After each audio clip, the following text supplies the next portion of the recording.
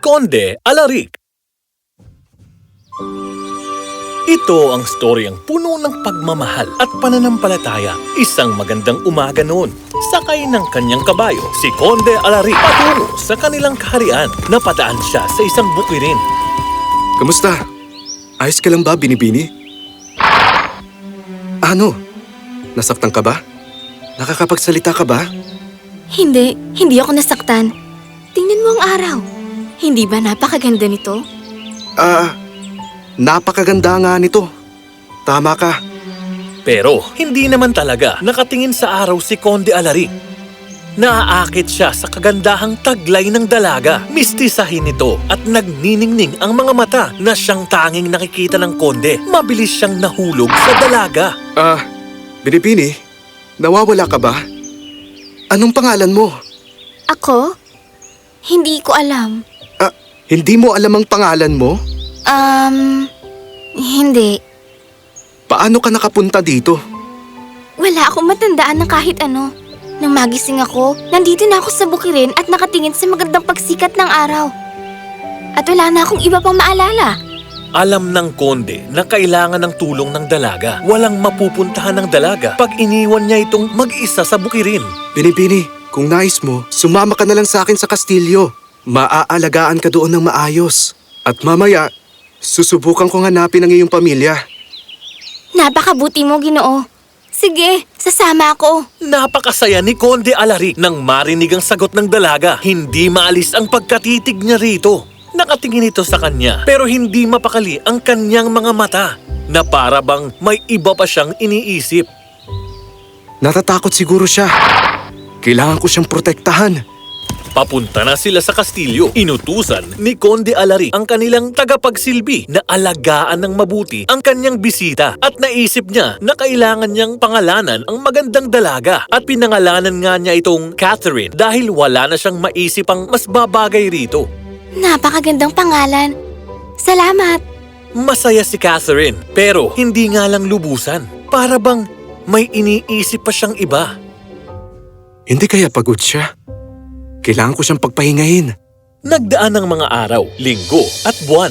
Pero wala pa ding balita sa pamilya ni Catherine. Wala kahit ang mga kalapit na kaharian ang may alam. Desperado na ang konde na tulungan ng dalaga. Hindi na niya matiis ang lungkot sa mata nito na para bang mayroong kulang sa kanya. Gusto niya itong mapasaya. Ano kaya kung ayain ko siya magpakasal sa akin? Oo kaya ang isasagot niya? Kailangan kong sabihin na mahal ko siya. Gagawin ko ang lahat. Mapasaya lang siya. Agad na hiningi ng konde ang pahintulot ni Catherine na pakasalan siya. Ngumiti si Catherine. Gusto rin niya ang mabuting lalaking tumulong sa kanya. Umayag nga siya. Nagpakasal silang dalawa. Ang konde ang may pinakamagarbong seremonya ng kasal sa buong kaharian. Hindi makapaniwala ang kondeng kasal na siya sa pinakamamahal niya. Dinaluhan ng maraming tao ang kasal nila. Kitang-kita ang kasiyahan sa kanilang dalawa. Wow! Napakaswerteng dalaga naman ng kondesa, hindi ba? Tingnan mo ang kanyang magarbong kaayusan. Mahal na mahal siya ng konde. Mukhang napakasiya rin niya. Napangiti ang konde, pero nang tumingin siya sa kondesa, biglang natunaw ang kanyang puso. Mahal ko, hindi ka ba masaya? Masaya ako, mahal ko. Naniniwala ang konde sa kondesa, pero may kakaibang lungkot na naman sa kanyang mga mata na para bang lagi siyang maraming iniisip. Umalis saglit ang konde para palakasin ang kanyang sarili. Hindi pa nagkakaroon ng maayos na kondesa ang kaharian bukod kay Catherine. Gustong-gusto siya ng lahat. Tinatrato niya ang lahat ng may paggalang at pagmamahal. Pero nalulungkot si Conde Alaric. Alam niyang hindi sa kanya ang kondesa ng buong buo. Taon-taon, nagkakaroon ng sayawan sa kaharian. Masayang nagsasayaw ang lahat. Kahit na yung iba na hindi marunong magsayaw. Ngunit nananatiling tahimik ang kondesa. Hindi man lang siya sumasayaw o ngumingiti. Hindi maatim ng konde na tingnan ang malungkot na mata ng kanyang mahal. Ilang beses na niyang tinanong ang kanyang asawa pero ngumingiti lang ito sa kanya at laging sinasabi, Mahal kita, aking asawa, at masaya akong kasama ka. Bagamat yon ang sinabi niya, alam ng konde na may iba pa siyang iniisip. Isang gabi, pumasok ang konde sa kanyang silid. Nagulat siya nang makita niya si Catherine na sumasayaw. Mahal ko, bakit hindi ka sumasayaw pagkasama ako? Ano? Hindi ako sumasayaw. Alam mo yan. Anong sinasabi mo, mahal? Nakita kitang sumasayaw nung pumasok ako sa kwarto mo. Hindi mo ba naalala? Ha? Hindi ako marunong sumayaw. Pero minsan nakakarinig ako ng malulumanay na musika na para bang tumutugtog ito sa malayong lugar. At tinatawag ako nito. Naguluhan si Conde Alaric. Nakaraan ng isang taon, papalapit na ang kanilang anibersaryo. Naisip ng konde na sorpresahin ang kanyang kondesa. Isang gabi, bago ang kanilang anibersaryo, naglakbay siya patungo sa bukirin kung saan sila unang nagkita. Siguradong matutuwa nito si Catherine. Teka, ano yun? Ang ganda. Ngayon lang ako nakarinig ng ganung kagandang himig. Ha? Mga diwata! Akala ko mga kwento lang sila. Shh! Huwag ka maingay, Theodore. Hindi ako makapaniwala. Teka, sino yun? Yun ba ay si... At naroon nga, nakasuot ng magandang kulay rosas na damit ang kanyang pinakamamahal na si Catherine. Catherine? Pero bago pa man siya makalapit dito, biglang nagwala ang kabayo niya. Natakot si Theodore at mabilis siyang tumakbo sa kagubatan. Saan ka pupunta? Theodore! Uminahon ka! Lumalayo na tayo sa mga diwata! Sige na, uminto ka na! Uminahon ka lang, kaibigan. Tingnan mo, ang layo na natin sa kanila. Tara na, bumalik na tayo. Naku, hindi. Wala na sila. Nagmadaling bumalik ang konde. Nakahinga siya ng maluwag nang makita ang kondesa na natutulog sa kanilang silid ng mahimbing. Mahal ko, saan ka nang galing? Ha? Ano? Natutulog ako. Mukhang pagod ka. Matulog ka na din. Gabi na. Oo nga, hindi ako nagkamali. Siya yun! Bakit siya nagsinungaling sa akin? Pero mukhang ang saya niya dun. Ay, anong gagawin ko ngayon? Isa lang ang makakatulong sa akin. Si Magda. Pinagkakatiwalaan ng konde si Magda. Alam niya ang lahat ng sikreto sa mundong ito. Pagkatapos maglakbay ng 2 buong araw, narating niya ang maliit na kubo sa loob ng malalim na gubat. Conde Alaric. Bakit ka nandito? Ang Kondesa Magda. Kailangan ko ang tulong mo. Isinilaysay ng konde ang buong pangyayari kay Magda. Pinaliwanag niya din ang itsura ng mga mata ni Catherine na laging nagpapabagabag sa kanya. Kapag tinitingnan niya ako, nakikita kong palagi siyang nag-iisip ng ibang bagay. Ano bang gagawin ko? Mahal na konde. Wala ka nang magagawa pa. Isa ang iyong asawa sa mga diwata. Dapat na natili lang siya doon noong tag-araw. Nung nakita mo siya, hinanap siya ng kanyang kasamahan. Pupunta siya sa kanila tuwing tag-araw para sumayaw. Maaring bumalik siya ngayon. Pero darating ang araw, hindi na siya babalik pa. Ano? Hindi!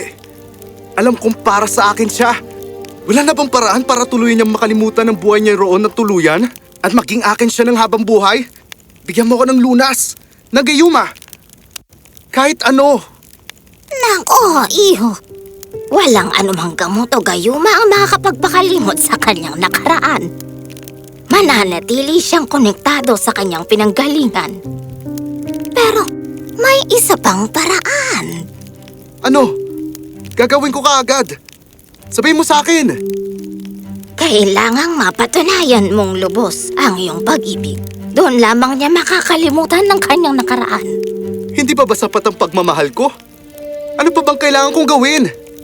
Tanging ang oras lamang ang magtuturo niyan. Huwag kang mag-alala, anak. Umuwi ka na at magtiwala sa iyong puso. Bumalik sa kastilyo si Conde Alaric. Mas lalo siyang naging magalang sa kanyang asawa.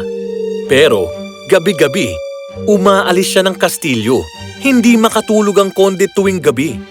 Nag-iisip kung ito na ba ang gabi na hindi na babalik ang kanyang asawa. Hanggang isang araw, Tama na!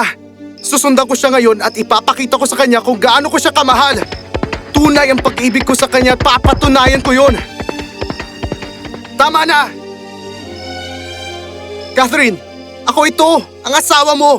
Pumunta ako para sunduin ka. Sumama ka na sa akin. Pakawalan mo ako! Sumama ka na sa akin, kapatid. Iwan mo na ako! Hindi mo ba ako naalala, mahal ko? Umuwi na tayo. Naisip ni Catherine na mas malakas ang konde sa kanya. Ngumiti siya. Mahal, hayaan mong tapusin ko ang pagsayaw. Pangako, sasama ako sa'yo pagkatapos nito. Hindi, nagsisinungaling ka. Tumingin ka sa akin. May mga luha sa mga mata ko. Hindi marunong umiyak ang mga diwata. Ang pagmamahal mo ang nagturo nito. Hindi, Catherine. Para sa akin ka. Mga kapatid, bigyan niyo ako ng lakas. Maging malakas ka! Maging malakas ka! Lakas na hindi mapapatit para sa'yo, aming kapatid. Lakas naming taglay sa'yo'y aming ibibigay.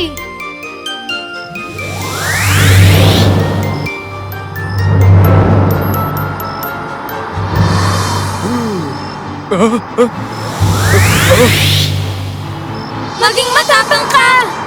Maging matapang ka! Lakas ng loob ang panlaban, gamitin ang katapangan. Kung may takot ng kalooban, tapang ang maging sandalan.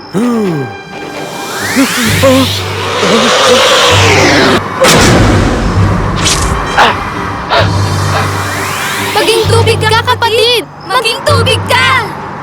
Maganyong tubig ka nang ikaw ay makawala.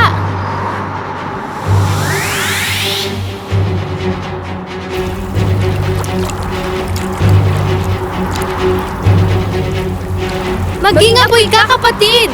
Maging apoy ka! Maging apoy kang nakakapaso hanggang ang may hawak ay sumuko.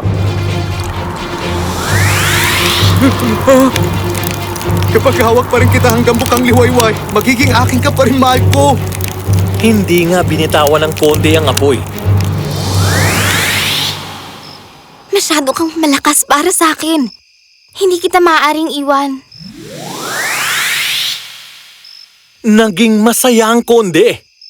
Alam kong sapat ang pagmamahal ko. Catherine, ayos ka lang ba, mahal ko? Ngunit hindi nagsalita ang kondesa. Yumuko at nalungkot siya. Nasaktan ng konde nang makita siyang hindi masaya. Catherine, kapag sumama ka ba sa akin, maaalala mo ba ang mga kapatid mo at malulungkot? Hindi eh. Hindi ko sila ganong maaalala. Hindi ako malulungkot, pero palagi kong mararamdaman na may kulang sa pagkatao ko. At kapag nakabalik ka na sa kanila, maaalala mo pa ba ako? Hindi. Wala akong maaalala tungkol sa'yo.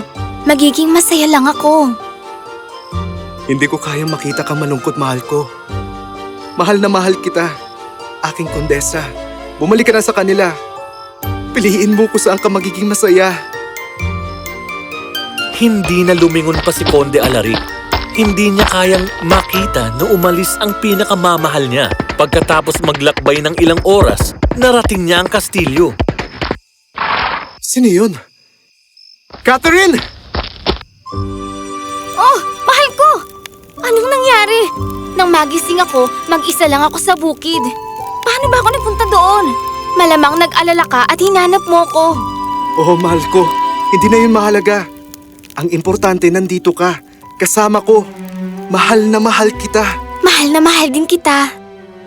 At alam niyang wagas at totoo ito dahil nakikita niya ito sa mga mata ng kondesa. Ang tunay at wagas na pag-ibig ni Konde Alaric ang nagbalik sa kanyang pinakamamahal sa piling niya. Tunay at wagas ang iyong pag-ibig kung ipagpapaubaya mo ang iyong kaligayahan para sa kaligayahan ng iyong minamahal.